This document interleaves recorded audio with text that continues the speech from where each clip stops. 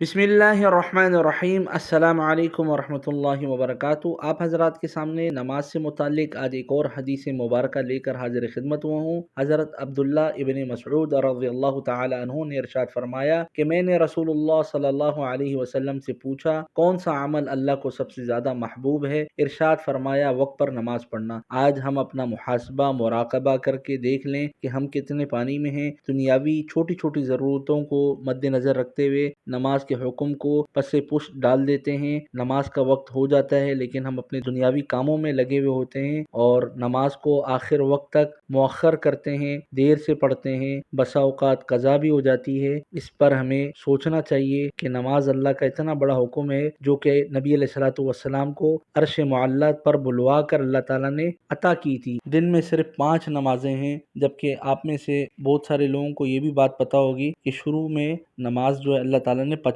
مقرر کی تھی۔ وہ کرتے کرتے حضرت موسیٰ علیہ الصلوۃ والسلام اور نبی علیہ الصلوۃ والسلام کے درمیان آپس میں مکالمہ ہوتا رہا۔ اللہ تعالیٰ کے پاس نبی علیہ الصلوۃ والسلام جاتے رہے اور موسیٰ علیہ الصلوۃ والسلام فرماتے رہے کہ مزید کم کروائیں، مزید کم کروائیں، اور بالآخر 5 نمازوں کے بعد بھی موسیٰ علیہ الصلوۃ والسلام نے فرمایا کہ مزید کم کروائیں، تو نبی علیہ الصلوۃ والسلام نے فرمایا کہ اب مجھے شرم آتی ہے۔ تو ایسی نماز جو کہ اللہ سے ملانے والی ہے، بندے اور اللہ کے درمیان تمام پردے ہٹ جاتے ہیں جب بندہ اللہ کے سامنے کھڑا ہوتا ہے، اور سب سے زیادہ انسان اللہ کے قریب تب ہوتا ہے جب انسان سجدے کے اندر ہوتا ہے۔ تو ہم کیوں اس نعمت کو چھوڑنے والے بنیں؟ اللہ تعالی ہم سب کو عمل کی توفیق عطا فرمائے، ہم سب نماز کو باجماعت تکبیر اولیٰ کے ساتھ اس کے وقت پر ادا کرنے والے بن جائیں۔ اللہ سے دعا ہے کہ اللہ تعالیٰ اس کی ہم سب کو توفیق دے۔ جزاک اللہ خیرہ۔ السلام علیکم ورحمۃ اللہ وبرکاتہ۔